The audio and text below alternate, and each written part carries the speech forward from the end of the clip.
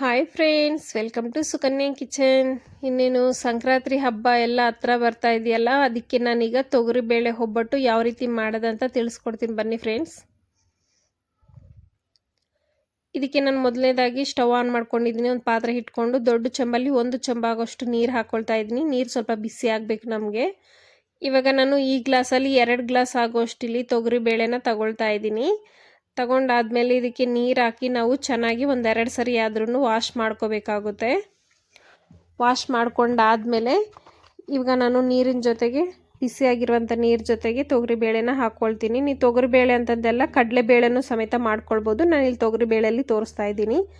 ಹಾಕ್ಕೊಂಡಾದ್ಮೇಲೆ ಒಂದು ಸರಿ ಚೆನ್ನಾಗಿ ಮಿಕ್ಸ್ ಮಾಡಿಕೊಂಡು ಇವಾಗ ಕ್ಯಾಪ್ ಹಾಕಿ ನಾವು ಬೇಳೆನ ಚೆನ್ನಾಗಿ ಬೇಯಿಸ್ಕೋಬೇಕಾಗುತ್ತೆ. ಫುಲ್ಲು ಬೇಯಿಸ್ಕೊಂಡು ಇವಾಗ ನಾವು ಬೆಂದಿದೆಯಾ ಅಂತ ಚೆಕ್ ಮಾಡ್ಕೊಳ್ಳೋಣ ಬೇಳೆ ಅನ್ನೋದು. ಈ ರೀತಿ ನಮಗೆ ಕೈಯಲ್ಲಿ ಮುಟ್ಟು ನೋಡಿದ್ರೆ ಆವಾಗಲೇ ಗೊತ್ತಾಗುತ್ತೆ ಬೇಳೆ ಬೆಂದಿದೆಯಾ ಇಲ್ಲ ಅಂತ. ನಾನು ಬೇಳೆ ಬೆಂದಿರೋದ್ರಿಂದ ನೀರು ಸಪ್ರೇಟು ಬೇಳೆ ಸಪ್ರೇಟು ಮಾಡಿ ಇಟ್ಕೊಂಡಿದ್ದೀನಿ. ಇವಾಗ ಈ ಗ್ಲಾಸಲ್ಲಿ 2 ಗ್ಲಾಸ್ ಆಗೋಷ್ಟು ಬೇಳೆ ತಗೊಂಡಿದ್ನಲ್ಲ, ಇದೇ ಗ್ಲಾಸಲ್ಲಿ 2 ಗ್ಲಾಸ್ ಆಗೋಷ್ಟು ಬೆಲ್ಲ ತಗೊಂಡಿದ್ದೀನಿ. ಒಂದು ಸ್ವಲ್ಪ ಏಲಕ್ಕಿನೂ ಸಮೇತ ತಗೊಂಡಿದ್ದೀನಿ. ಇದೆಲ್ಲನೂ ಸೇರಿಸ್ಕೊಳ್ತಾ ಇದ್ದೀನಿ ಬೇಳೆ ಜೊತೆಗೆ ಸೇರಿಸ್ಕೊಂಡಾದ್ಮೇಲೆ ಒಂದ್ಸರಿ ಚೆನ್ನಾಗಿ ಮಿಕ್ಸ್ ಮಾಡಿಕೊಂಡು ಫುಲ್ ಮೀಡಿಯಮ್ ಉರಿಯಲ್ಲಿ ಇದನ್ನು ಬೇಳೆ ಎಲ್ಲ ಬೇಯಿಸ್ಕೋಬೇಕು. ಬೆಲ್ಲ ಎಲ್ಲ ಕರಗಿಬಿಟ್ಟು ಒಂದೊಳ್ಳೆ ಸ್ಮೆಲ್ ಬರಬೇಕು ನಮಗೆ.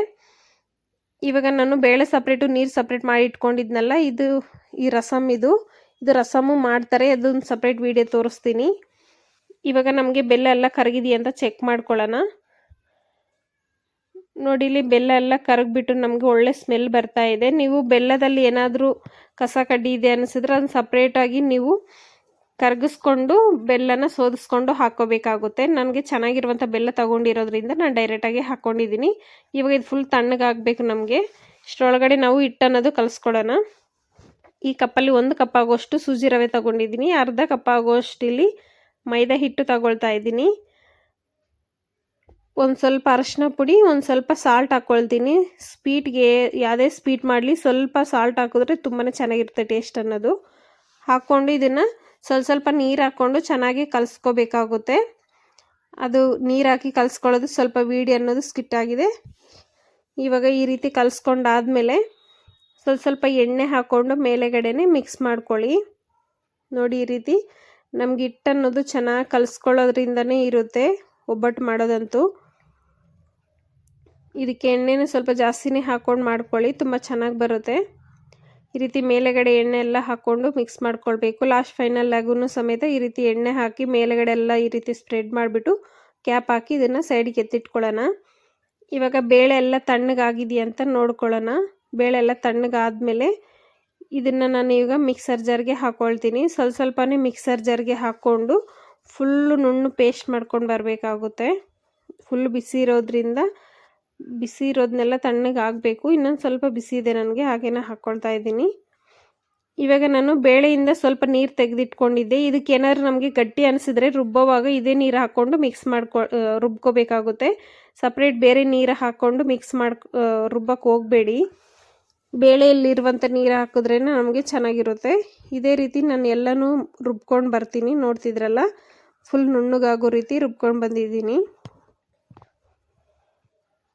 ಇವಾಗ ಇದಕ್ಕೆ ನಾನು ಬಟರ್ ಪೇಪರ್ ಬರುತ್ತಲ್ಲ, ಅದಕ್ಕೆ ಸ್ವಲ್ಪ ಎಣ್ಣೆ ಹಾಕ್ಕೊಳ್ತಾ ಇದ್ದೀನಿ.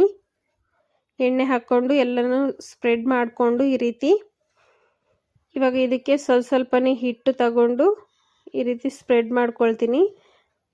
ನಮ್ಗೆ ಹಿಟ್ಟು ಕಲಸೋವಾಗ ಸೂಜಿ ರವೆ 1 ಕಪ್ಪು ಸೂಜಿ ರವೆಗೆ ಅರ್ಧ ಕಪ್ ಆಗೋಷ್ಟು ಮೈದಾ ಹಿಟ್ಟು ಹಾಕ್ಕೊಳ್ಳಿ. ಇಲ್ಲಪ್ಪ ಅಂದರೆ ಸೇಮ್ ಕ್ವಾಂಟಿಟಿ, ಅದೊಂದು ಕಪ್ಪು ಇದೊಂದು ಕಪ್ ಆದ್ರೂ ಹಾಕ್ಕೊಳ್ಬೋದು. ನಾನು 1 ಕಪ್ ಆಗೋಷ್ಟು ಸೂಜಿ ರವೆ, ಅರ್ಧ ಕಪ್ ಆಗೋಷ್ಟು ಮೈದಾ ಹಿಟ್ಟು ಹಾಕ್ಕೊಂಡಿದ್ದೀನಿ. ತುಂಬಾ ಚೆನ್ನಾಗಿ ಬರುತ್ತೆ. ಈ ರೀತಿ ಎಲ್ಲನೂ ಹಾಕ್ಕೊಂಡು ಆಮೇಲೆ ಕನಕ ಇಟ್ಬಿಟ್ಟು ಅದು ಸುತ್ತಲ ಕ್ಲೋಸ್ ಮಾಡಿಬಿಟ್ಟು ಮೇಲೆಗಡೆ ಇರುವಂಥ ಹಿಟ್ಟೆಲ್ಲನೂ ತೆಗೆದಿದ್ದೀನಿ. ಇಲ್ಲಪ್ಪ ಅಂದರೆ ಅಲ್ಲಿ ಮಾತ್ರ ದಪ್ಪ ಅನಿಸುತ್ತೆ. ಹಾಕ್ಕೊಂಡಾದ್ಮೇಲೆ ಮೇಲೆಗಡೆನೂ ಸ್ವಲ್ಪ ಎಣ್ಣೆ ಹಾಕ್ಕೊಂಡಿದ್ದೀನಿ.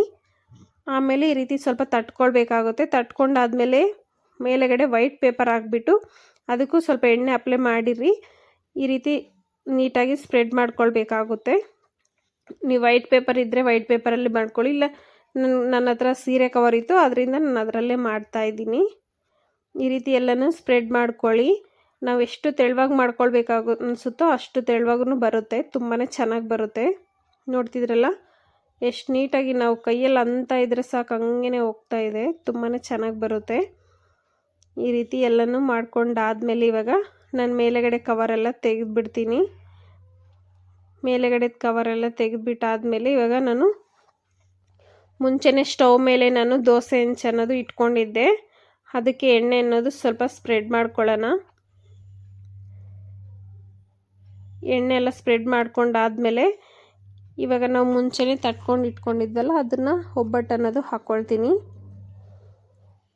ಒಬ್ಬಟ್ಟು ಹಾಕ್ಕೊಂಡು ನೀಟಾಗಿ ನೋಡಿ ಎಷ್ಟು ಚೆನ್ನಾಗಿ ನಮಗೆ ಬಿಡ್ತಿದೆಯಂತ. ಇವಾಗ ಇದಕ್ಕೆ ನಾವು ಎಣ್ಣೆಲಾದ್ರೂ ಮಾಡ್ಕೊಳ್ಬೋದು, ಇಲ್ಲಪ್ಪ ಅಂದರೆ ನಾನು ತುಪ್ಪ ಹಾಕ್ಬಿಟ್ಟೆ ಇಲ್ಲಿ ಮಾಡ್ಕೊಳ್ತಾ ಇದ್ದೀನಿ. ಮೇಲ್ಗಡೆ ಒಂದು ಸ್ವಲ್ಪ ತುಪ್ಪ ಹಾಕಿಬಿಟ್ಟು ಬೇಯಿಸ್ಕೋಬೇಕು. ಎರಡು ಕಡೆಗೂ ನೀಟಾಗಿ ಮೀಡಿಯಮ್ ಉರಿಯಲ್ಲಿ ಹತ್ರನೇ ಇದ್ಬಿಟ್ಟು ಇದನ್ನು ನೋಡಿಕೊಂಡು ಮಾಡ್ಕೊಳ್ಬೇಕಾಗುತ್ತೆ. ನೋಡಿ ಟರ್ನ್ ಮಾಡಿದ್ರೆ ಎಷ್ಟು ಚೆನ್ನಾಗಿ ಬಂದಿದೆ ಅಂತ. ತುಂಬಾ ಚೆನ್ನಾಗಿ ಬರುತ್ತೆ, ತುಂಬಾ ಸಿಂಪಲ್ಲು ಮಾಡೋದಂತೂ. ಹಬ್ಬಗಳು ಬಂದ್ರೂ ಒಬ್ಬಟ್ಟು ಮಾಡಿದ್ರೇ ಅಲ್ಲ ತುಂಬ ಮನೇಲಿ ಒಂಥರ ತುಂಬಾ ಚೆನ್ನಾಗಿರುತ್ತೆ. ನೋಡಿದ್ರಲ್ಲ, ಈ ವಿಡಿಯೋ ಇಷ್ಟ ಆಯ್ತು ಅಂದರೆ ಪ್ಲೀಸ್ ಒಂದು ಲೈಕ್ ಮಾಡಿ, ಶೇರ್ ಮಾಡಿ. ನೀವು ಹೇಗೆ ಬಂತಂತ ನಮಗೆ ಕಮೆಂಟ್ ಮೂಲಕ ತಿಳಿಸಿ. ಇನ್ನು ನಮ್ಮ ಚಾನಲ್ಗೆ ಸಬ್ಸ್ಕ್ರೈಬ್ ಆಗಲ್ಲ ಅಂದರೆ ಪ್ಲೀಸ್ ಒಂದು ಲೈಕ್ ಮಾಡಿ, ಶೇರ್ ಮಾಡಿ, ಸಬ್ಸ್ಕ್ರೈಬ್ ಮಾಡ್ಕೊಳ್ಳಿ. ನಿಮ್ಮ ಪಕ್ಕದಲ್ಲಿರೋ ಬೆಲ್ ಐಕನನ್ನು ಕ್ಲಿಕ್ ಮಾಡಿ. Thank you for watching.